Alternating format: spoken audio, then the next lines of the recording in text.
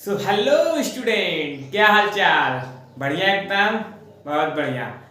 आज हम आपके लिए लेकर आ गए रियल नंबर पार्ट 2, जिसमें कि हम लोग पढ़ेंगे कुछ इम्पोर्टेंस चीजें जिसमें कि आपको अक्सर करके डाउट होती हैं कि यूक्लिड डिवीजन लेमा या यूक्लिड डिवीजन एल्गोरिथम का यूज करके हम लोग किस प्रकार दिए हुए किसी दो इंटीजर्स के एचसीएफ फाइंड करते हैं। जी हाँ स्टूडेंट, इस लेक्चर में यही चीज मैं आपको बताने वाला हूं और इस लेक्चर में आपको ये डाउट्स क्लियर हो जाएंगे। जो भी डाउट्स होंगे कि किसी भी एनी दो इंटीजर्स की हम लोग किस प्रकार से एचसीएफ फाइंड करते हैं, अगर आपको इसमें डाउट्स होंगे तो बिल्कुल क्लियर होने वाले हैं। सो स्टूडेंट, अगर आपको ये कुछ एग्जांपल्स देखने हैं कि जैसे किसी भी दो नंबर्स के किस तरीके से एचसीएफ फाइंड करना है, केवल आपको वो देखना है, तो आप वीडियो को 5 से 6 मिनट स्किप करके आगे कर लीजिए। 5-6 मिनट बाद ही मैं उस चीज को पढ़ाऊंगा। इसके पहले मैं कुछ बेसिक टर्म्स के बारे में बात करूंगा जो कि बहुत ही इंपॉर्टेंट है, ये जान लेना। मैं आपको बता दूं कि इसके पहले लेक्चर में मैंने आप लोगों को पढ़ाया है कुछ बेसिक टर्म्स एंड कुछ छोटे मोटे थ्योरम, जैसे हम लोग यहाँ पर लेमा के बारे में जाने हैं और यूक्लिड डिवीजन लेमा के बारे में भी जाने हैं, जो कि इंपॉर्टेंस भी है। इसमें बच्चे बहुत कंफ्यूज होते हैं, तो बिल्कुल कंफ्यूज होने वाली बात नहीं है। वो लेक्चर्स आप देख सकते हैं, मेरे यूट्यूब चैनल पर अवेलेबल है। इस वीडियो के एंड में मैं उसको लगा दूंगा, आप वहां से देख सकते हैं, या फिर इस वीडियो के डिस्क्रिप्शन में आपको मिल जाएगा। तो चलिए स्टूडेंट, आज का लेक्चर हम लोग स्टार्ट करते हैं। मेरा नाम है शुभम और आपका ये प्यारा सा खूबसूरत सा चैनल यस एकेडमी। चलिए, जो हमने पिछले लेक्चर में कुछ चीजें जो पढ़े थे उनके बारे में छोटा मोटा डिटेल पढ़ लेते हैं, जिसके कारण आपको वो वीडियो नहीं देखेंगे तो भी आपको ये वीडियो समझ में आ जाएगा। लेकिन फुल डिटेल चाहिए तो आपको वीडियो तो देखना पड़ेगा, जिसके कारण ही आपको वो ये चीजें बिल्कुल इन डेप्थ में समझ जाएंगे। चलिए, लेमा पहले समझ लेते हैं कि लेमा क्या चीज है। A lemma is a proven statement. Lemma जो है एक प्रकार का पहले से ही प्रूवन स्टेटमेंट होता है, use for proving another statement, जिसका कि हम लोग यूज करते हैं किसी भी अदर स्टेटमेंट को प्रूव करने के लिए। आई होप आपको समझ में आया होगा। नहीं समझ में आया, वीडियो को थोड़ा सा पीछे कीजिए, फिर उसके बाद रिपीट कर लीजिए, आपको समझ में आ जाएगा। Algorithm and algorithm is A series of well defined. Algorithm जो है एक प्रकार के सीरीज है जो कि वेल डिफाइंड करता है step which give a procedure. जो स्टेप दिया गया है इस एल्गोरिथम में, आपको कुछ स्टेप्स देखने को मिलते हैं और वो स्टेप किसी क्वेश्चंस को सॉल्व करने के लिए दिए जाएंगे, जो इसको कि हम लोग क्या बोलते हैं, एल्गोरिथम बोलते हैं। आगे मैं पढ़ के समझा रहा हूं आपको। For solving A type of problem, किस टाइप का प्रॉब्लम है उसमें किस टाइप का स्टेप लगेगा, कितने स्टेप में वो प्रॉब्लम सॉल्व हो जाएगा, उसी को हम लोग क्या बोलते हैं, एल्गोरिथम। एल्गोरिथम ही हमको बताता है किस टाइप से आपको चलना है, स्टेप वाइज स्टेप किस तरीके से सीरीज बनानी है। वो स्टेप जो है एल्गोरिथम कहलाता है। इस स्टेटमेंट से हमको यही समझ में आ रहा है। चलिए हम लोग आगे बढ़ते हैं। नोट में समझ लेते हैं हम लोग क्या है। नोट में बेसिक बिल्कुल इंपॉर्टेंट चीज है, आप लोग जरूर इसको नोट करेंगे। कॉपी कलम लेकर बैठे और नोट करते रहे मेरे साथ। Euclid division algorithm is based on this lemma. ये जो लेमा है उसी के ऊपर बेस है यूक्लिड डिवीजन एल्गोरिथम। लेमा पर बेस है, यानी कि यूक्लिड डिवीजन एल्गोरिथम में लेमा की जरूरत पड़ने वाली है। चलिए, अच्छा लेमा क्या है। लेमा इसके पहले हमने थ्योरम्स में आपको बता दिया है। ये कुछ इस प्रकार से थी, A equal to B Q plus R. आप पीछे वाले वीडियो देख लीजिए, आपको डिटेल में समझ में आएगा। Use of Euclid division algorithm. Euclid division algorithm की क्या यूज है। Euclid division algorithm is a technique to compute the highest common factor. Euclid division algorithm एक प्रकार का ऐसा टेक्निक है जिसके थ्रू हम लोग हाईएस्ट कॉमन फैक्टर यानी कि एचसीएफ फाइंड कर सकते हैं of two given positive integer. कोई भी दो गिवन पॉजिटिव इंटीजर अगर दिया गया है आपको तो।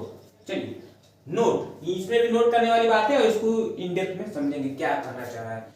The HCF of two positive integer, दो पॉजिटिव इंटीजर्स के जो एचसीएफ, देखिए पहले वो दो पॉजिटिव इंटीजर्स क्या क्या है, हमने क्या क्या मान रखे हैं, लेट क्या क्या किया है। तो ए एंड बी दो पॉजिटिव इंटीजर्स हैं, ध्यान सुनिएगा।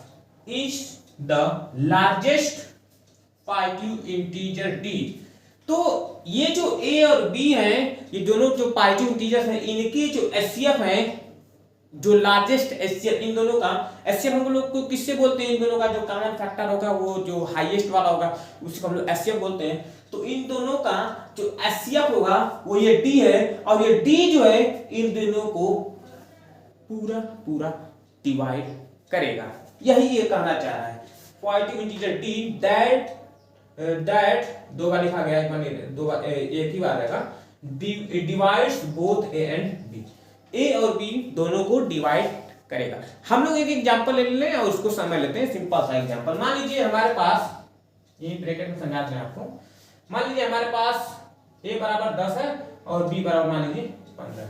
इन दोनों का एचसीएफ क्या होगा आप समझ सकते हैं। दोनों का एचसीएफ क्या होता है, एचसीएफ वो लार्जेस्ट नंबर होता है किसी भी गिवन दो नंबर्स का जो उन दोनों नंबर्स को फुल्ली डिवाइड करता है। ये स्टेटमेंट वही कहना चाह रहा है। चलिए तो यहाँ पर मान लीजिए इन दोनों का एचसीएफ कितना, मान लीजिए क्या, इन दोनों का एचसीएफ 5 होगा, और ये 5 जो है ये हमारा डी है, और ये देखिए 5 से 10 डिवाइड होगा, 5 से 15 भी डिवाइड होगा, इसका मतलब डी इसको और इसको दोनों को डिवाइड करेगा। तो सिंपल सा ये स्टेटमेंट है जो आपको माइंड में रखने हैं।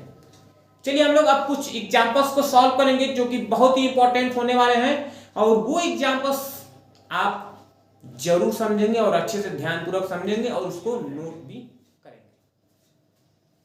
Use Euclid algorithm to find the HCF of 4052 and 12576। Euclid division algorithm का यूज करके हमें यहां पर दो इंटीजर्स दिए गए हैं, उन दोनों इंटीजर्स के एचसीएफ फाइंड करने हैं। सबसे पहले इसमें कुछ प्रोसेस हैं, उन प्रोसेस को हम लोग समझेंगे कि क्या प्रोसेस है, क्या स्टेप है। सबसे पहले हम लोगों को इन दोनों इंटीजर्स में ये चेक करना है कि दोनों इंटीजर्स में कौन ग्रेटर है। वो जो ग्रेटर इंटीजर होगा उसको हम लोग डिवाइडेंड कंसीडर करेंगे, और जो स्मॉलेस्ट इंटीजर होगा उसको हम लोग डिवीजर, आई रिपीट, जो ग्रेटर इंटीजर होगा उसको हम लोग डिवाइडेड, जो स्मॉलेस्ट इंटीजर होगा उसको हम लोग डिवीजर कंसीडर करेंगे। उसके बाद सिंपली डिवाइड करेंगे। डिवाइड करने के बाद उसमें से कुछ रिमाइंडर्स हो सकते हैं कि बचे, कुछ क्वोशिएंट आए, और उसको हम लोग एक रूल के अकॉर्डिंग लिख लेंगे, यानी कि जिसको हम लोग वेरीफाई कहते हैं, डिवाइडेड को वेरीफाई। तो ये प्रोसेस हम लोग तब तक कंटिन्यू करते रहेंगे जब तक कि रिमाइंडर 0 ना आ जाए। चलिए हम लोग कुछ इसको सॉल्व करके समझते हैं। यहां पर देखते हैं हम लोग कि ये ग्रेटर है और ये स्मॉलेस्ट है। ग्रेटर में स्मॉलेस्ट से डिवाइड करना है हमको। चलिए 12576 में हमें डिवाइड करना है इससे 4052 से। यहां पर हम लोग इसको ए कंसीडर करते हैं, सॉरी इसको ए नहीं, ये बी है हमारा, ये हमारा ए है, क्योंकि हम लोगों को यूक्लिड डिवीजन लेमा जो पिछले लेक्चर्स में मैंने आपको बता दी उसको भी थोड़ी बहुत हम यहाँ पर हम लोग समझेंगे। तो ये हमारा, अब यहाँ पर डिवाइड करेंगे तो मुझे पता ये 3 बार जाने वाला है, और 3 का मल्टीप्लाई कर ले इसमें तो 4 3 जा 6, सॉरी 3 2 जा 6, 3 5 जा 15 कैरी 1, और 3 0 0 कैरी 1 लिख दिया। 3 4 जा 12, तो यहाँ पर कुछ इस तरीके से 12 माइनस कर ले रहा है, कितना बचेगा 0, यहाँ से 2 बचेगा, यहाँ पर 4 2 2 0 0। यहाँ पर 420 जिसको कि हम लोग रिमाइंडर कहेंगे, इसको हम लोग क्वोशिएंट कहेंगे। आपने सिंपल सा लॉजिक ये अपने आप ही होगा किसी भी डिवाइड को चेक करने के लिए कि हमारा ये डिवाइड सही है कि नहीं सही है, वही वेरिफिकेशन यहाँ पर हम लोग करने वाले हैं। तो उसका रूल क्या होता है आप थोड़ा समझ लीजिए। यहाँ पर रूल क्या होता है, रूल ये होता है कि जो डिवाइडेड होता है उसको हम लोग यहाँ पे लिखते हैं और ये इक्वल टू ये जो डिवीजर है उसको यहाँ पर गुणे ये जो हमारा क्वोशिएंट है यहाँ पर प्लस रिमाइंडर, ऐसे कुछ इस तरीके से लिखने का रूल है। और यही है हमारा यूक्लिड डिवीजन लेमा। ठीक, अब हम लोग अब यहाँ पर ये तो हमारा वेरिएबल्स में हम लोग थोड़ा सा समय लेते हैं इसको इंटीजर्स में, जो कि एक्चुअली में पार्टिकुलर नंबर है, यहाँ पर गिवन है, देख लेते हैं। ये हमारा डिवाइडेड है तो हम लोग यहाँ पर लिखेंगे इक्वल टू ये लिखेंगे गुणे, उसके बाद हमारा ये डिवीजर होगा सॉरी क्वोशिएंट होगा प्लस रिमाइंडर होगा हमारा ये, और यही हमारा फर्स्ट स्टेप है। देख सकते हैं आप इसी फर्स्ट स्टेप को यहाँ पे लिखा गया है, किस तरीके से लिखा है, सिंस ग्रेटर देन ये है स्मॉलेस्ट ये we apply Euclid division lemma to इतना एंड इतना टू गेट, ये कुछ इस प्रकार से हमको मिला है जो कि यहाँ पर देख सकते हैं। आप देख सकते हैं यहाँ पर रिमाइंडर आपका 0 नहीं है, रिमाइंडर शून्य नहीं है, और यहाँ पर इस केस में डिवीजर क्या है, वो डिवीजर आपका ये है, यहाँ पर मैंने लिखा है साफ साफ, ये हमारा रिमाइंडर है, 0 नहीं है, r बराबर रिमाइंडर 0 के बराबर नहीं है, b बराबर ये हमारा ये कुछ इस प्रकार का डिवीजर। अब हम लोग करें तो क्या रहे क्या, अब अगला स्टेप है हमारे पास, तो अगला स्टेप हम लोग करेंगे यहाँ पर ये जो हमारा डिवीजर दिख रहा है हमारा डिवाइडेंट बन जाएगा, और ये हमारा रिमाइंडर जो है ये डिवीजर बन जाएगा। यहाँ पर कुछ इस ये अगला प्रोसेस हमारा, आपने बहुत पहले ये कुछ डिवाइड के केस में डिवाइड करके ऐसे फाइंड किया होगा। यहाँ पर करते क्या है, सिंपली हम लोग इसको इस ब्रैकेट बनाकर रिमाइंडर को डिवीजर बना लिया और डिवीजर को डिवाइडेड बना लिया, इसे डिवाइड करते हैं और तब तक डिवाइड करते हैं जब तक कि 0 हमको मिल न जाए, यानी कि यहाँ पर हम लोगों को 0 का ही वेट है, जब तक 0 नहीं मिलेगा तब तक हम लोग प्रोसेस क्या करेंगे, स्टेप बाय स्टेप प्रोसेस को लेते रहेंगे और कंटिन्यू करके सॉल्व करते रहेंगे। देखते हैं 0 कब मिलता है। अगला हमारा स्टेप जब हम लोग यहाँ पर 4052 में डिवाइड करेंगे 420 से, तो हमारा डिवाइड यहाँ पर देखिए मैंने पहले से ही सब कुछ स्टेटमेंट लिख चुका है, क्योंकि टाइम ज्यादा ना लगे, आपको भी टाइम ज्यादा ना लगे और कम समय में आप भी समझ लें, जिसकी वजह से मैंने ये पहले से ही लिख लिया है। यहाँ पर हमारा अब हम लोग इन दोनों में डिवाइड का खेल खेलेंगे, ये हम अंदर लिखेंगे ये बाहर लिखेंगे। जब डिवाइड करेंगे तो यहाँ पर 9 बार डिवाइड जाने वाला, क्वोशिएंट हमारा कितना आने वाला 9। आपको पता है यहाँ पर हम लोग डिवीजर को लिखते हैं, ये डिवीजर हो गया यहाँ हमारा, और प्लस रिमाइंडर, रिमाइंडर इस केस में रिमाइंडर बचेगा जो कि यहाँ पर 272 लिख दिया गया है, और ये हमारा डिवाइडेड है जो कि यहाँ पर आपको दिख रहा है। अब देखिए यहाँ पर रिमाइंडर क्या बचा, रिमाइंडर आपका बचा ये जो कि 0 के बराबर नहीं है, और ये हमारा डिवीजर है कुछ ये, ठीक। फिर वही काम स्टेप, यहाँ पर रिमाइंडर 0 नहीं मिला है तो फिर वही अगला स्टेप हम लोग फिर आगे स्टेप इसी स्टेप को कंटिन्यू करेंगे, इसमें इससे डिवाइड करेंगे। तो जब इसमें इससे डिवाइड किया, हमारा डिवाइडेंट बन चुका है, हमारा डिवीजर बन चुका है, तो डिवाइडेंट को हम लोग यहाँ पे लिखते हैं, डिवीजर को यहाँ पे लिखते हैं, और ये क्वोशिएंट कितनी बार भाग गया है वो प्लस रिमाइंडर, रिमाइंडर 0 नहीं आया यहाँ पर, न कि डिवीजर तो 0 होगा ही नहीं, डिवीजर तो 0 सिंपली डिवीजर 0 नहीं होता है। अभी इस केस में आपको 10th तक डिवीजर को 0 नहीं सिखाया जाएगा, 11th के बाद आप समझेंगे उस चीजों को, नॉट डिफाइंड होता है। चलिए तो यहाँ पर अब ये इस प्रोसेस पे हम लोग पहुंच चुके हैं। अगला स्टेप हमारा फिर we apply the Euclid division lemma, इन दोनों के बीच डिवाइड करेंगे, डिवाइड करेंगे तो हमारा बड़ा है ग्रेटर है, इसमें इससे डिवाइड करेंगे, इसमें इससे डिवाइड करेंगे तो हमको यहाँ पर ये हमारा डिवीजर हो गया, ये हमारा डिवाइडेड हो गया, 1 बार डिवाइड गया प्लस रिमाइंडर हो गया, रिमाइंडर यहाँ पर r बराबर फिर 0 नहीं है, और b बराबर देख सकते हैं ये कुछ ये हमारा डिवीजर है। फिर इन दोनों के बीच में हम लोग यूक्लिड डिवीजन लेमा अप्लाई करेंगे, देख सकते हैं यहाँ पे स्टेटमेंट लिख दिया गया है, क्या मिला आपको, डिवाइडेड यहाँ पर डिवीजर यहाँ पर 1 बार डिवाइड किया प्लस 24 आया है, रिमाइंडर 0 नहीं है, b बराबर 124।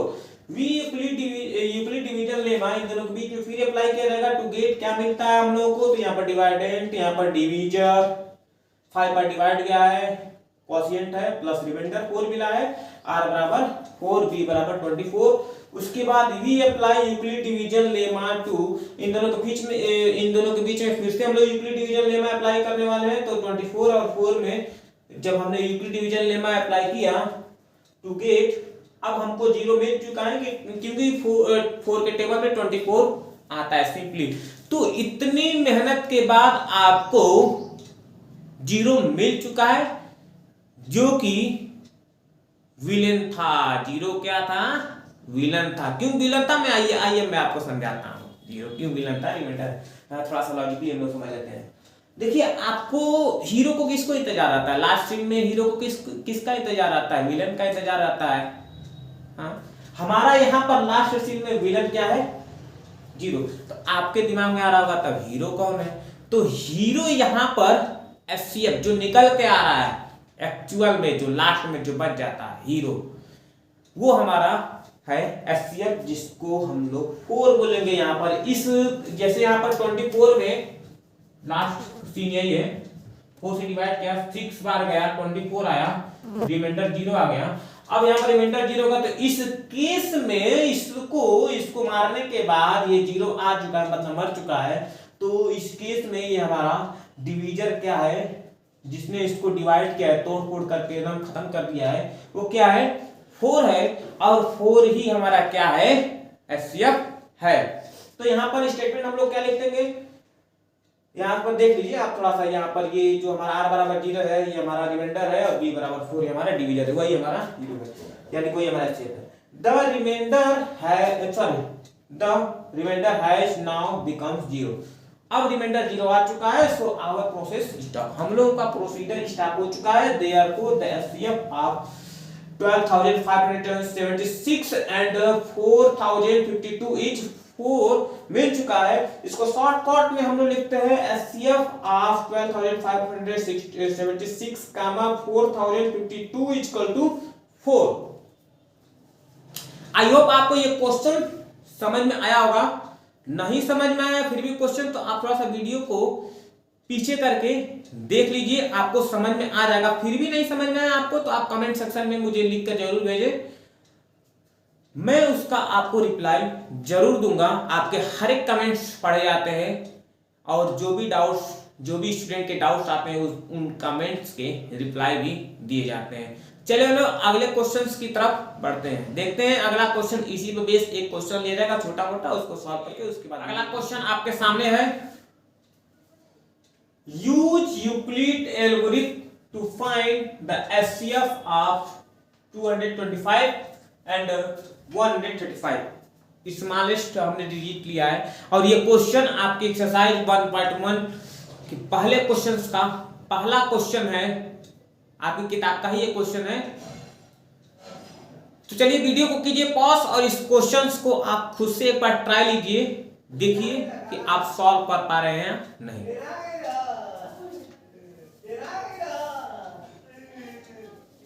सॉल्व हो गया? कर लिया सॉल्व?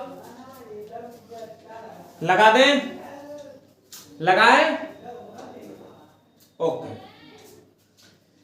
चलिए सर सॉल्व किया या ना कि आप देखे थोड़ी ना, वीडियो को पॉज करके आप लोग सॉल्व जरूर किया कीजिए, क्योंकि मैथमेटिक्स एक प्रैक्टिकल सब्जेक्ट है। अगर आप इसमें प्रैक्टिकली आप अपने आप को नहीं लेते हैं या क्वेश्चंस नहीं सॉल्व करते हैं, तो आप इसमें शायद ही आपको मैथ समझ में आए। आपको सॉल्व करने चाहिए हर एक क्वेश्चन समझकर। चलिए हम लोग यहाँ पर सिंस सबसे पहले पिछला जो प्रोसेस है उससे तो इस छोटा ही क्वेश्चन है, बिल्कुल आसान है।